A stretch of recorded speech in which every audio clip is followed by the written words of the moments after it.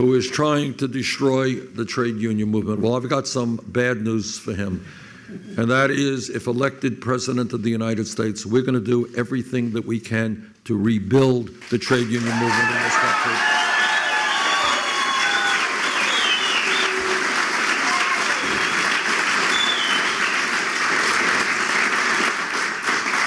Without a strong labor movement, there will not be a strong middle class. And we're going to pass legislation that will make it easier for workers to join unions. If 50% of the workers in a bargaining unit plus one vote to sign a card to join a union, they will have a union. If a company refuses to negotiate a first contract with that union, that company will be severely penalized.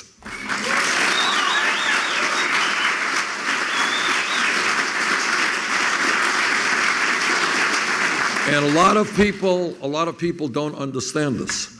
But when workers negotiate good contracts for their members, it impacts every worker in the community because wages go up for everybody.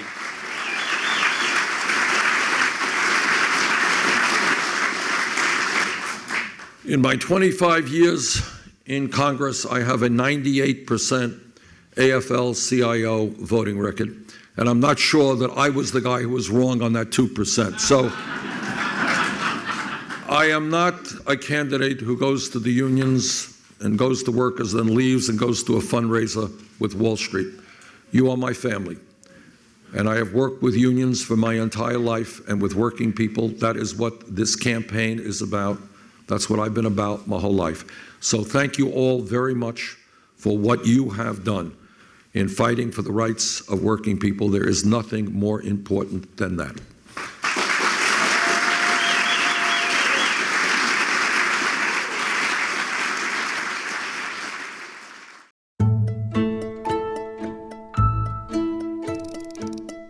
You've spoken before about how much you admire the European-style welfare state. I'm curious to know what your thoughts on why the U.S. didn't develop its own welfare state and whether race has anything to do with it. I think race may have something to do with it, but I think essentially what we have seen in this country is the lack of a strong workers' movement.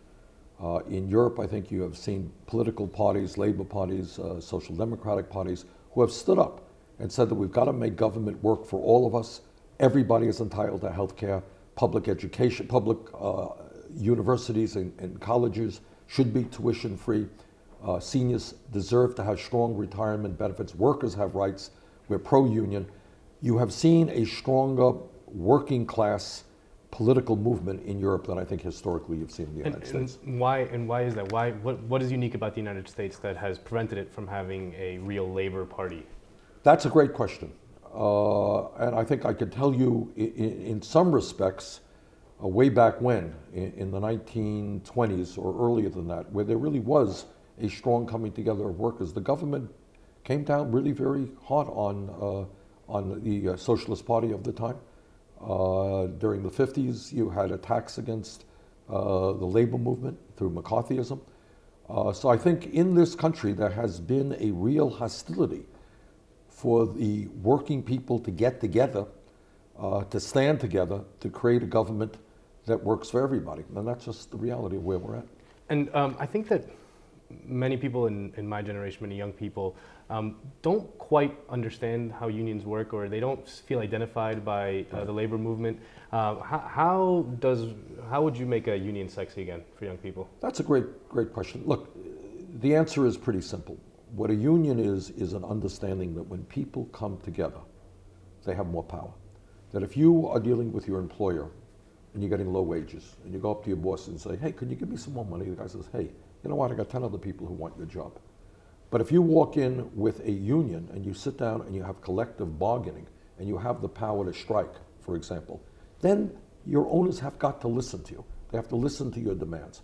So that's historically what unions have been about. Now, in the last many years, we have seen a decline in trade unionism in this country for a lot of reasons. And you're right, I think there are millions of young people who really are not familiar with what unions are about. And the reason for that is we've seen many manufacturing jobs which were unionized leave this country. We've seen anti-union activity. But basically, if we are looking as we are today Fernando, at a generation, your generation, which everything being equal, will have a lower standard of living than your parents. We're moving in the wrong direction.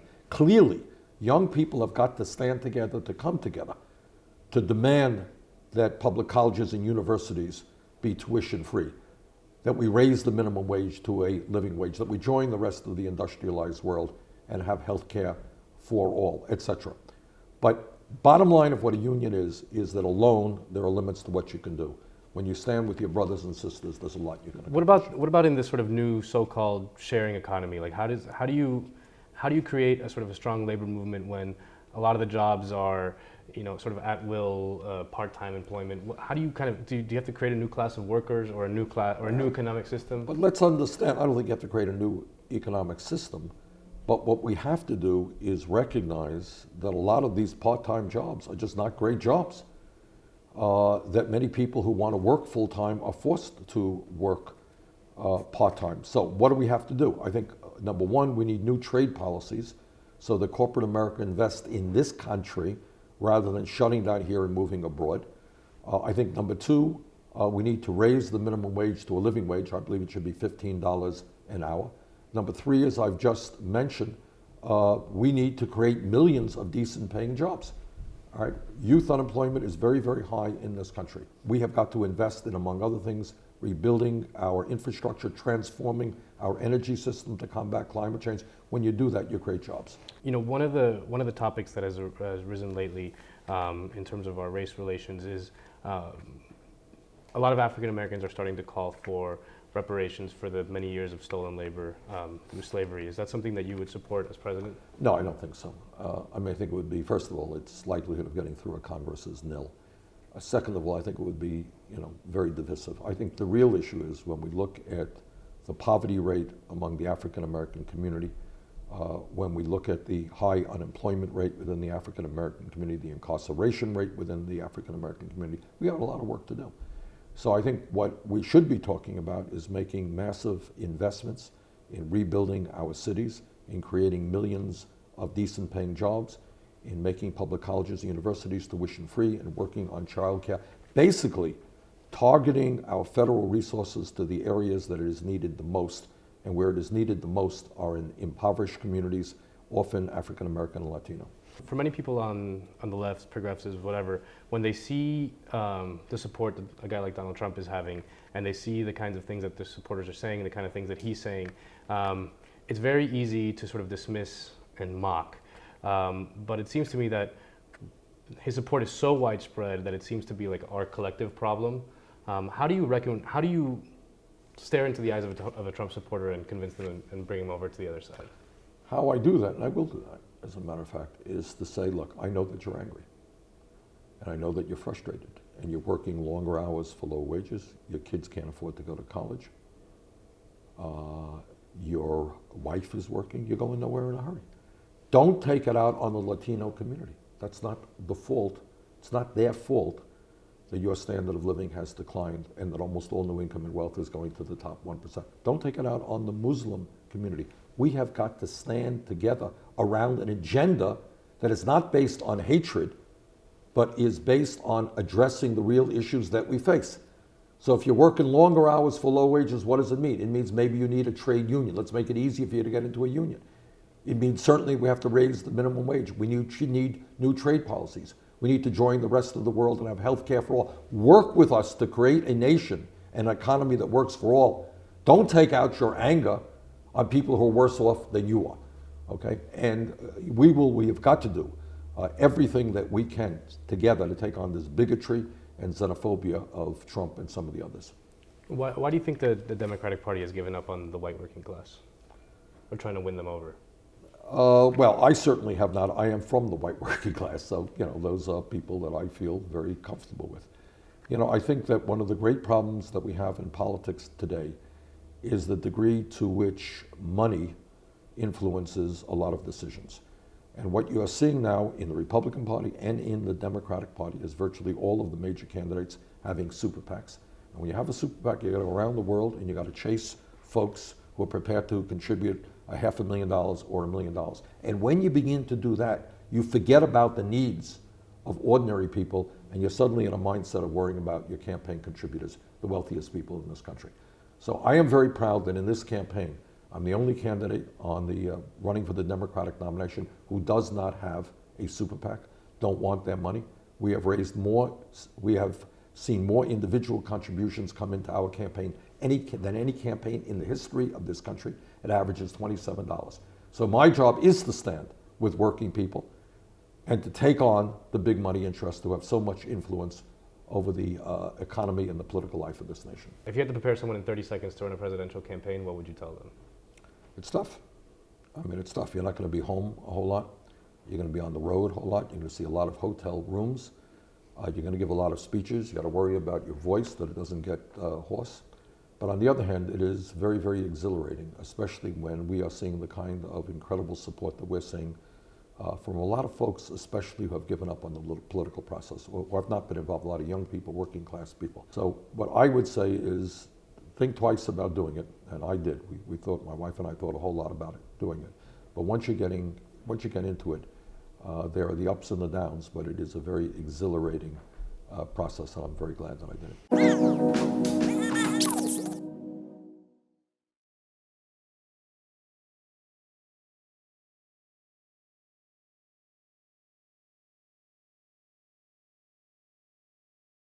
Now, what do?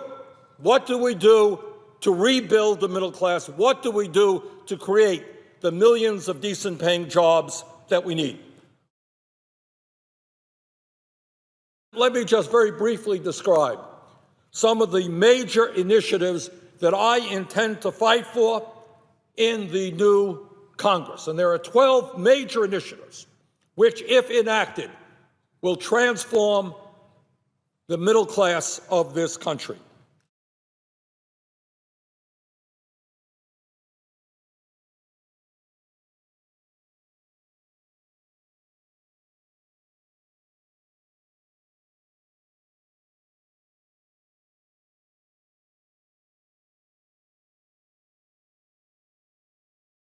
Number one, we need a major investment to rebuild our crumbling infrastructure, our roads, bridges, water systems, wastewater plants, airports, railroads, schools, etc. It has been estimated that the cost of the Bush-Cheney war in Iraq, a war we should never have gotten into in the first place, will end up costing us some $3 trillion. If we invested $1 trillion in rebuilding our crumbling infrastructure, we could create 13 million decent-paying jobs and make this country more efficient and more productive. We need to invest in infrastructure, not in war. Everybody in America understands that our infrastructure is collapsing. No great secret. According to the American Society of Civil Engineers, nearly 1/4 of the nation's 600,000 bridges are structurally deficient or functionally obsolete, and more than 30% have exceeded their design life. What that means is that all over this country, bridges are being shut down because they're dangerous, and they need repair. Almost 1/3 of America's roads are in poor or mediocre condition, and 42% of major urban highways are congested. As we speak, in cities all over America, people are backed up in traffic jams, burning fuel, wasting time, because we don't have a proper infrastructure.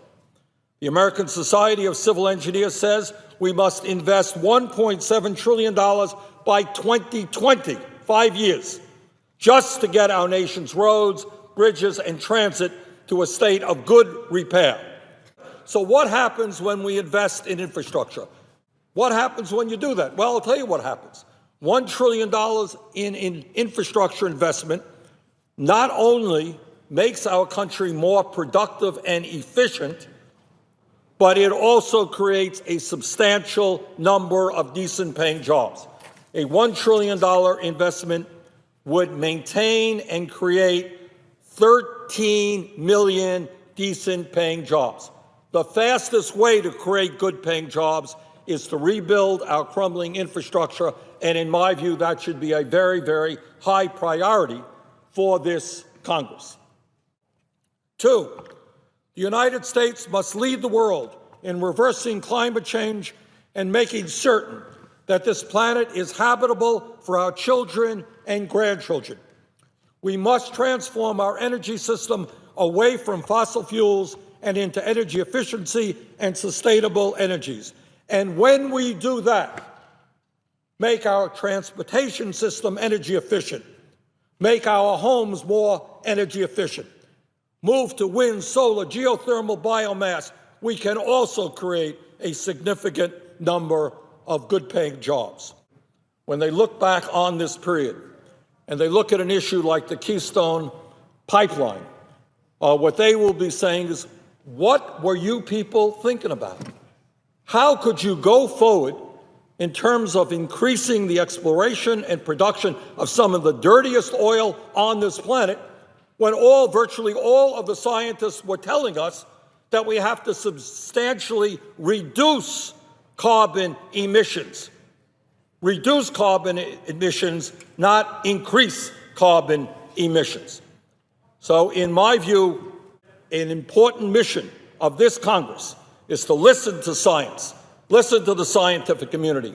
And they are telling us loudly and clearly, climate change is real. Climate change is caused by human activity.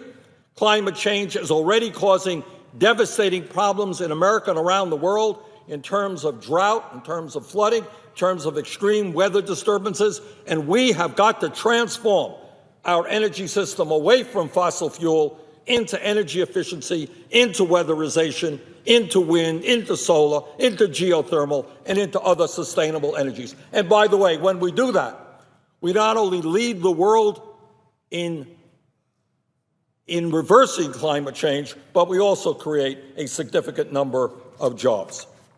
3, we need to develop new economic models to increase job creation and productivity. Instead of giving huge tax breaks to corporations which ship our jobs to China and other low-wage countries, we need to provide assistance to workers who want to purchase their own businesses by establishing worker-owned cooperatives.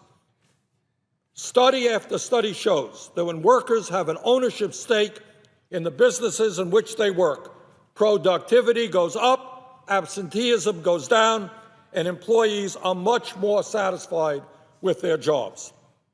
4, union workers who are able to collectively bargain for higher wages and benefits earn substantially more than non-union workers.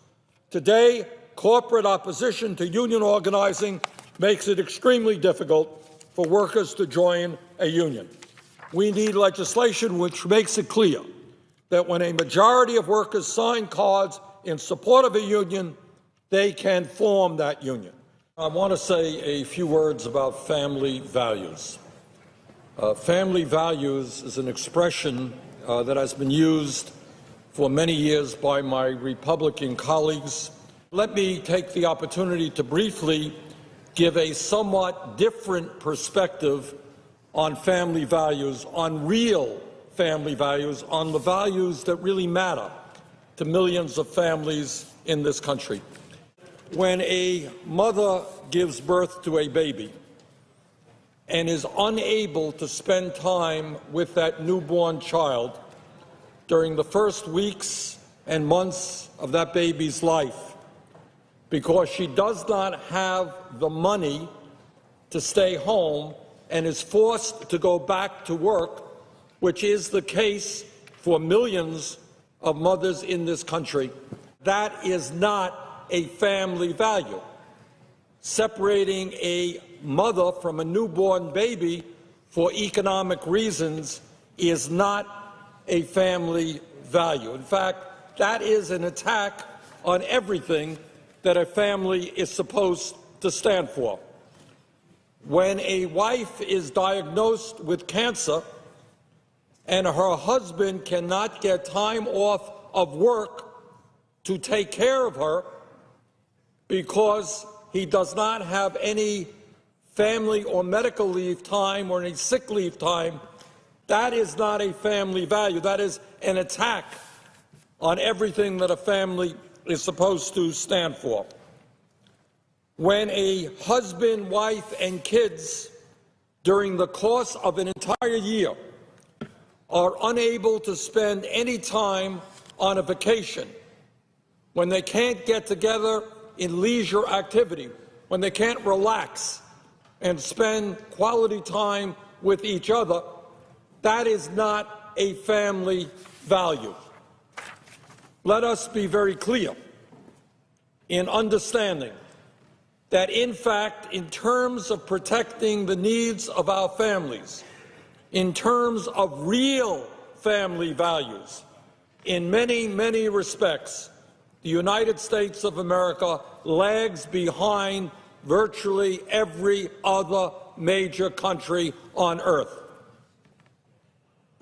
When you look at other major countries, what you find is that the United States is the only advanced economy that does not guarantee its workers some form of paid family leave, some form of paid sick time, some form of paid vacation time.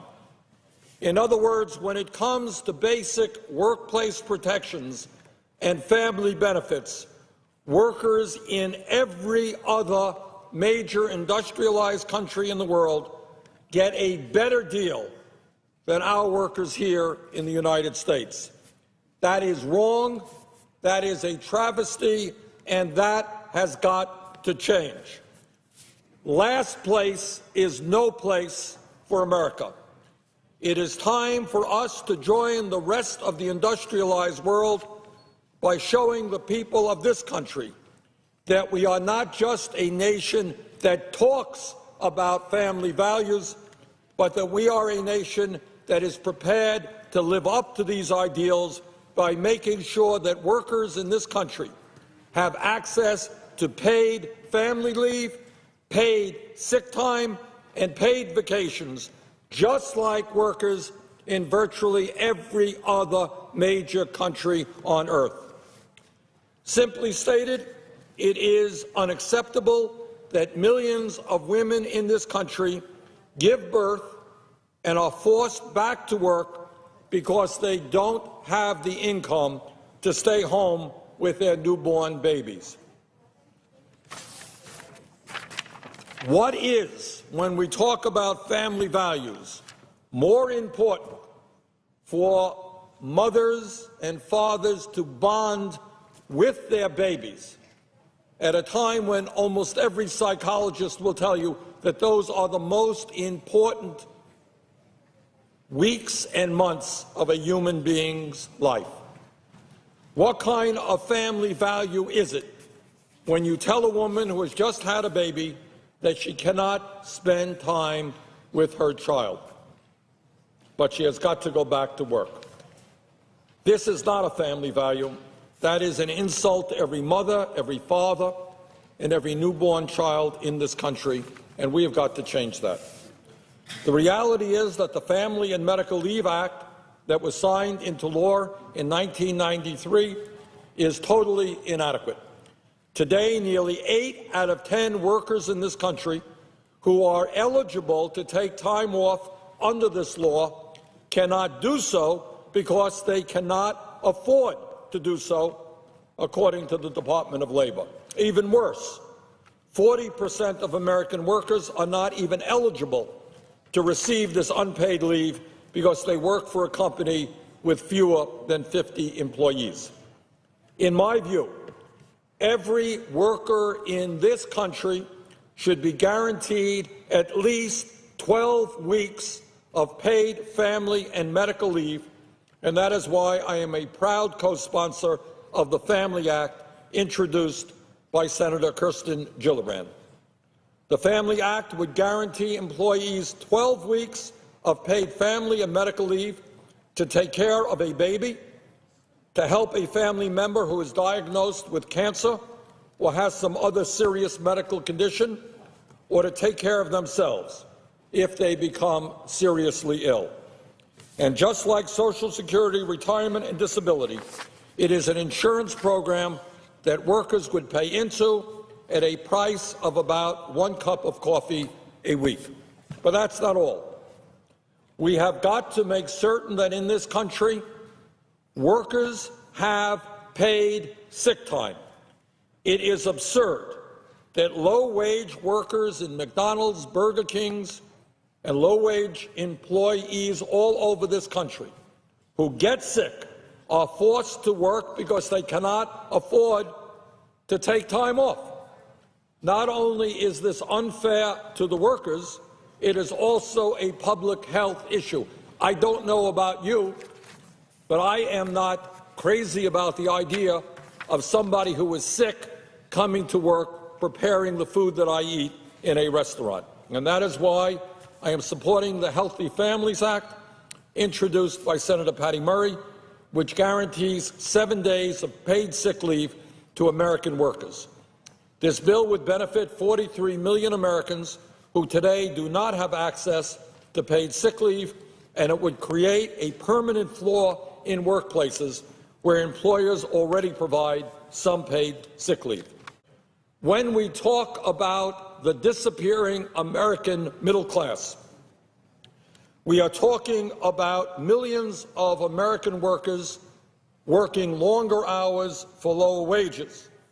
We are talking about Americans who are overworked, underpaid, and in many cases living under enormous stress. In my state of Vermont, I see it every week I'm home. You talk to people who are working not one job, they're working 2 jobs, sometimes 3 jobs, in order to cobble together some income and some health care. And here's an amazing irony. Many of us can remember in school reading about workers protesting, taking to the streets 100 years ago, and they held up large banners. And you know what those banners said 100 years ago?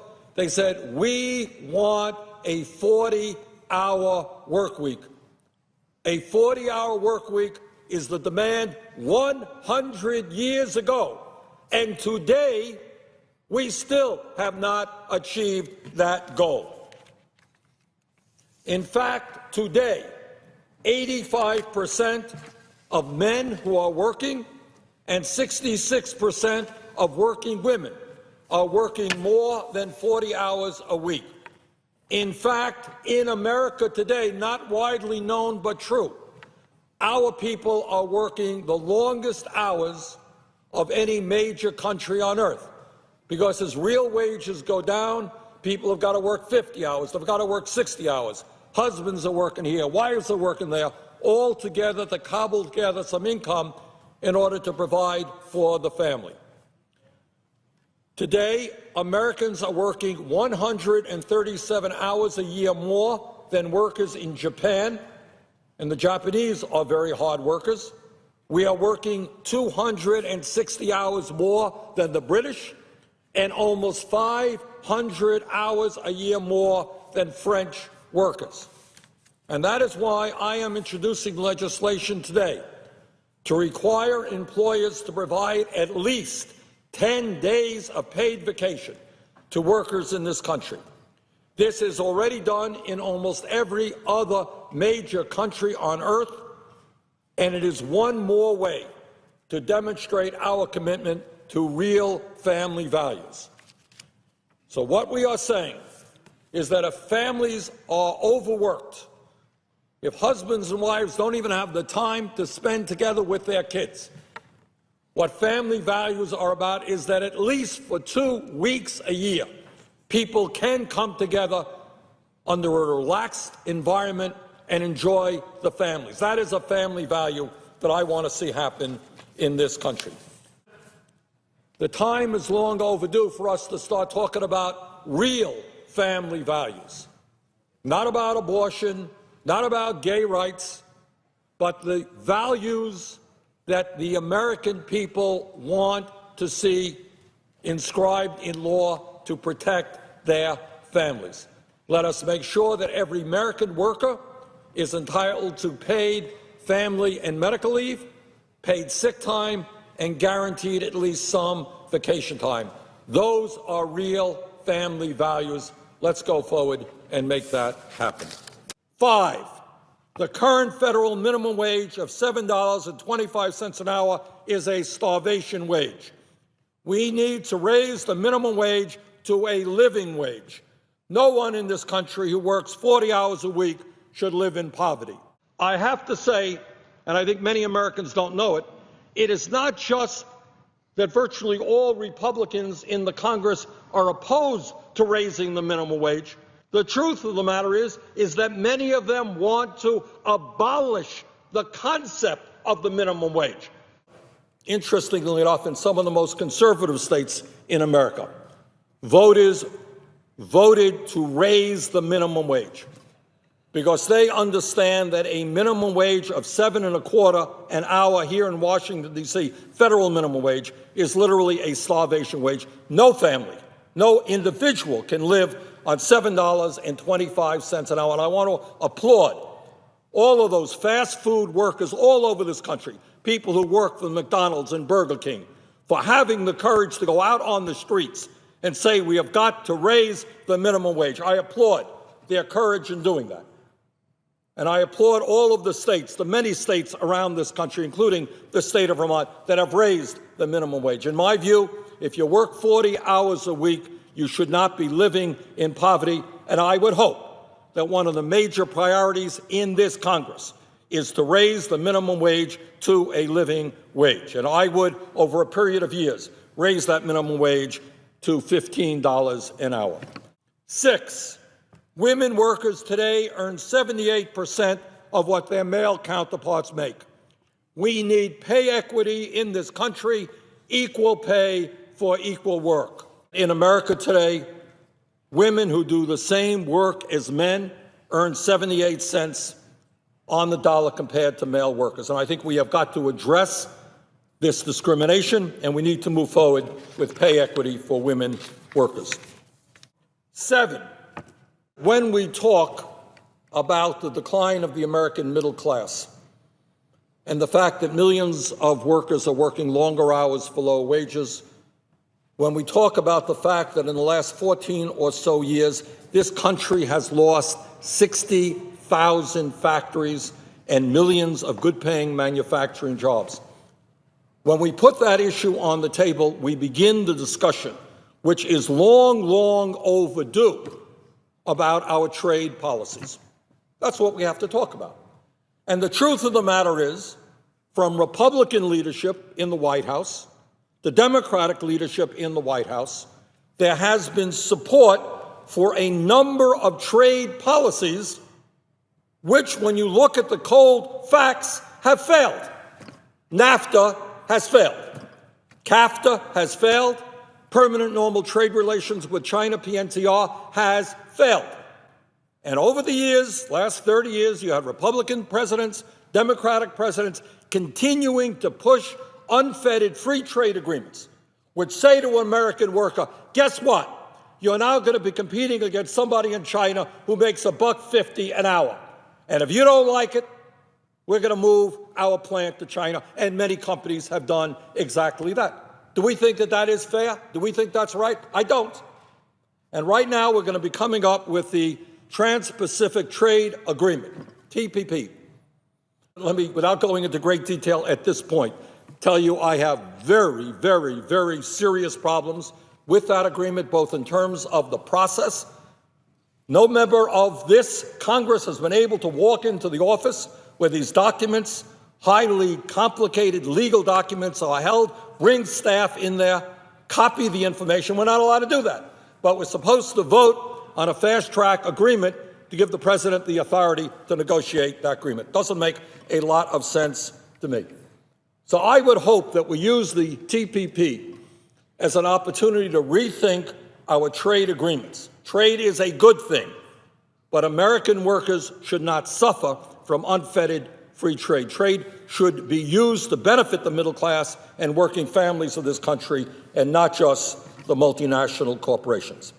We need to end the race to the bottom and to develop trade policies which protect the interests of American workers and not just multinational corporations. American companies should start investing in this country and not simply in China and other low-wage countries.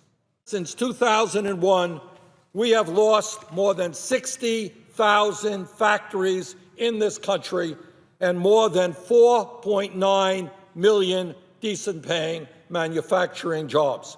We once led the world in terms of our manufacturing capability, yet in state after state, we have seen significant losses in manufacturing jobs, and when people walk into a store, it is harder and harder for them to purchase products made in the United States of America. Point number 8. In today's highly competitive global economy, millions of Americans are unable to afford the higher education they need in order to get good-paying jobs. 40, 50 years ago, we had a situation in this country where some of the great public universities of our nation, University of California, City University of New York, state colleges all over America were virtually tuition-free, and anybody could go to those schools, regardless of the income of their families. Today, for many, many families and young people, the cost of higher education is simply unaffordable. And either students choose not to go to college because they can't afford it, or they come out of school deeply in debt, a debt fastened on their shoulders for decades. Quality education in America, from childcare to higher education, must be affordable for all. Without a high-quality and affordable educational system, we will be unable to compete globally in the international economy, and our standard of living will continue to decline. We have got to invest in education. The idea that we are laying off teachers is completely absurd. We live in a highly competitive global economy. Everybody understands that.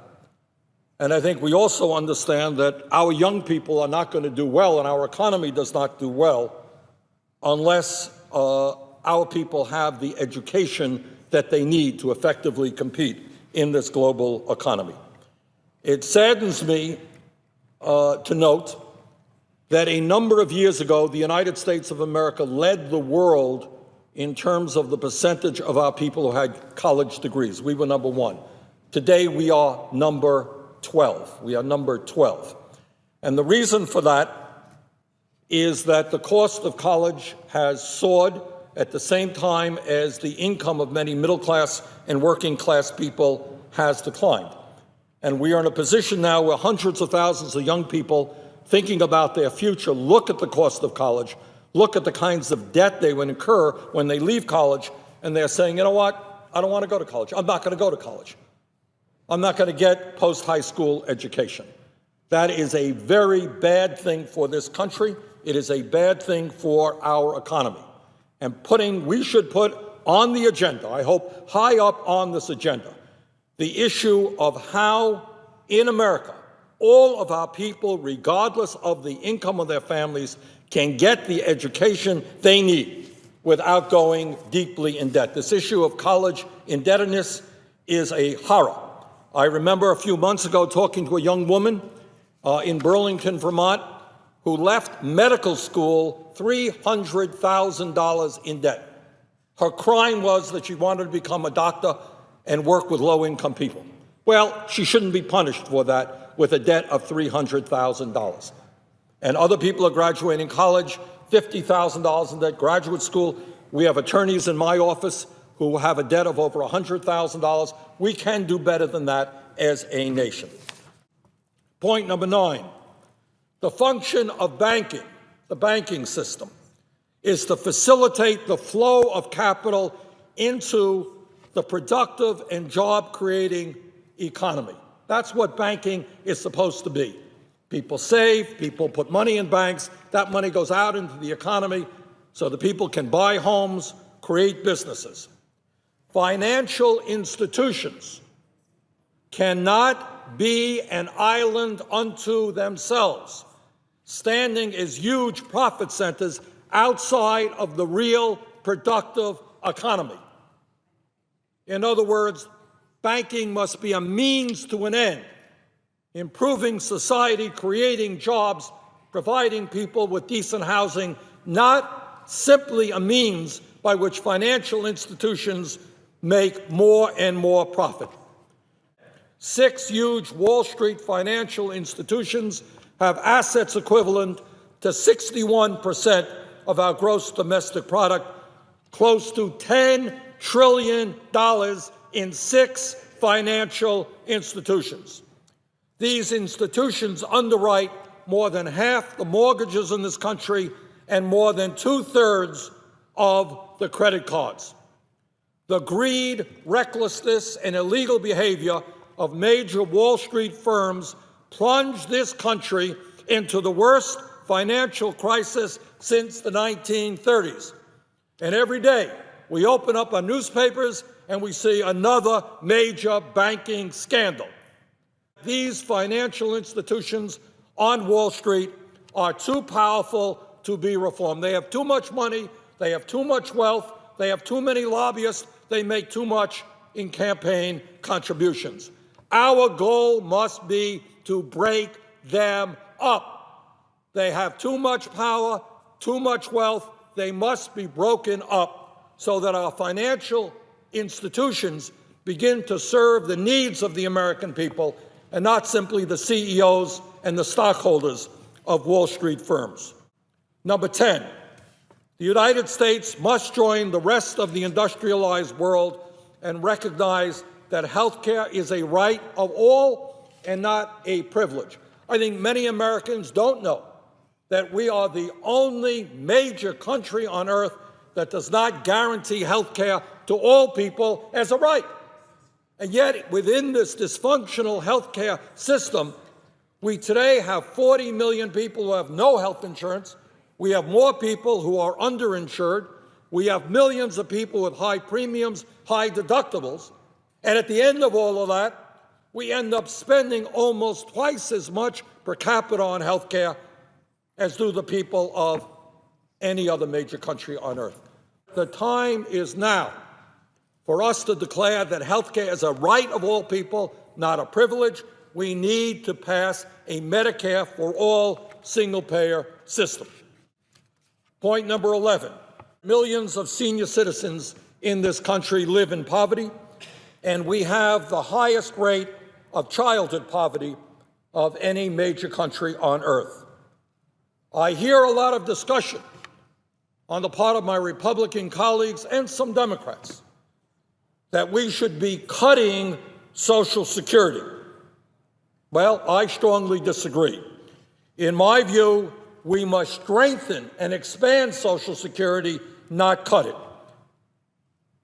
And that is terribly important, especially at a time when more and more seniors are slipping into poverty, and we have millions of seniors who are trying to survive on $12,000, $13,000, $14,000 a year, making decisions every single day about whether they buy the medicine they need, whether they heat their homes adequately, or they buy the food that they need. We should not be cutting these programs.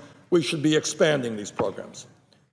But I think what's most important is that we try to listen to where the American people are today, to the pain of a declining middle class, to single moms desperately struggling to raise their kids with dignity, to older people trying to retire with a shred of dignity. And by the way, on that issue, let me be very clear. If there is an attempt going to be made here in the Senate to cut Social Security or to cut Medicare, you're going to have at least one senator fighting you vigorously on that. Poverty among seniors is going up. We have millions of seniors in this country who are trying to make it on $12,000, $13,000, $14,000 a year.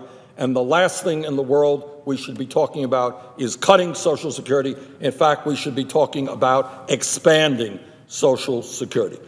The 12th and last point that I would make, as part of an agenda that rebuilds America and rebuilds our middle class, is that at a time of massive wealth and income inequality, We need a progressive tax system in this country which is based on ability to pay. It is not acceptable that every single year we have major profitable corporations who pay nothing in federal income taxes. And it is not acceptable that we have corporate CEOs in this country who make millions of dollars every year, who enjoy an effective tax rate which is lower than their secretaries. That is grotesquely unfair, and it must be changed. Further, we have got to address the disgrace that every single year our country loses over $100 billion in revenue because corporations and the wealthy stash their money in offshore tax havens all over the world. The time is long overdue for real tax reform, which says to the wealthy, which says to large profitable corporations that they have got to begin paying their fair share of taxes. The struggle that we are engaged in now is stopping the billionaire class from cutting Social Security, from cutting Medicare, from cutting Medicaid, and for preventing us from creating the millions of jobs that our economy desperately needs. But at the end of the day, what we are really talking about is whether or not this nation is going to become an oligarchic form of society. And what that means, what an oligarchic form of society is about, and it has existed in many countries throughout the world, historically many countries in Latin America, although that has recently changed, is you have a nation in which both the economics and politics of the nation are controlled by a handful of billionaire families, very, very wealthy. And it doesn't matter what party is in power, because the real power, economically and politically, rests with a billionaire class. It seems to me very clearly that unless we act boldly to reverse that trend, we are seeing this country moving in exactly that direction. And one of the reasons for that is that as a result of the disastrous Citizens United Supreme Court ruling, which regards corporations as people and allows the super wealthy to spend as much as they want on elections, the billionaire party, which is obviously aligned with the Republicans, is now, in fact, the major political force in this country. It's not the Republican Party per se. It is not the Democratic Party per se. It is the billionaire party led by people like the Koch brothers and Sheldon Adelson. And they are the dominant political force in this country because they can spend unbelievable sums of money on elections. They can spend as much money as they need setting up think tanks and all kinds of organizations which will support their extreme right-wing point of view. In the last election for president, Barack Obama's campaign spent, I believe, a little bit over $1 billion. Mitt Romney, somewhere around that, maybe a little bit less, spent about $1 billion. Koch brothers' wealth increased by $12 billion in 1 year. Is there any reason to doubt that in the future, this one family will be able to spend more money on a campaign than the presidential candidates themselves, receiving donations from hundreds of thousands of people?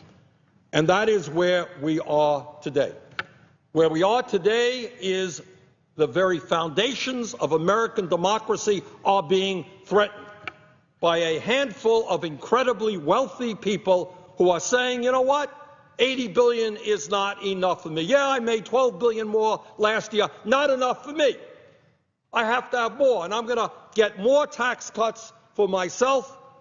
And in order to do that, we may have to cut Social Security. We may have to cut Medicare. We may have to cut Medicaid. We may have to cut education for middle-class families. But it is not only economics. Many of these billionaires are involved, as the Koch brothers are, in energy, in oil. And what they want to do is abolish agencies like the Environmental Protection Agency so they can pollute more and more and more. The scientific community tells us in an almost unanimous fashion that climate change is real, that climate change is made by human activity, that climate change is already causing severe problems in our country and around the world, and that if we don't get our act together and significantly cut greenhouse gas emissions, the problems will only become worse. And yet you have families like the Koch brothers and other energy-related billionaires spending huge sums of money trying to confuse people about the reality of climate change. The issue that we have got to focus on as American people is what kind of nation do we wish to live in? Do we want to live in a nation where a handful of billionaires own a significant amount of the wealth in this country while the middle class has less and less, where families can't afford to send their kids to college or get decent child care for their little ones, where people are reaching the age of 65 with virtually nothing in the bank in order to provide a dignified retirement? Is that the country we want to live in, or do we want to see the middle class grow and have a more equitable distribution of wealth and income? A fairer tax system where the millionaires and billionaires and large corporations start paying their fair share of taxes. And then from a political point of view, which is equally important, do we want to have a nation in which the concept is one person, one vote, that we're all equal, that you have as much say about what happens in government as anybody else? Or do we want to have a political system where a handful of billionaires can sit around the room and say, okay, put $100 million into that state. Let's put $50 million into that state, where a handful of billionaires will determine who gets elected president, who gets elected senator, who gets elected governor, and have members of Congress go crawling up to these billionaires. What do you need, Mr. Billionaire? How do I get the hundreds of millions of dollars you can give me? Is that really what American democracy is supposed to be about? It seems clear to me that the American people must demand that Congress and the White House start protecting the interests of working families and not just wealthy campaign contributors. We need federal legislation to put millions of our unemployed workers back to work, to raise wages, and make certain that all Americans have the health care and education they need for healthy and productive lives. In other words, we must have a vision for the future which talks about what this nation can become. We are in a pivotal moment in American history. The very, very rich are becoming richer. The middle class is disappearing. And today we have more people living in poverty than at almost any time in American history. And with the wealth of the billionaire class, they are exercising their power politically because Citizens United, a disastrous Supreme Court decision, has given them the power to buy elections and control, to a significant degree, our political process. And we as a nation have ultimately got to make a decision about whether or not we are going to continue that process, where the middle class continues to decline and the very, very richest people become richer, or whether we are prepared, and this is not easy stuff, to stand together to take on the billionaire class and their greed and to say enough is enough. This country does not just belong to the top 1% or the top 1/10 of 1%, but it belongs to all of us. And I hope very much that the American people make the right choice, because if they do, we can bring about a transformation of this country so the government begins to work for all of the people and not just the billionaires on top.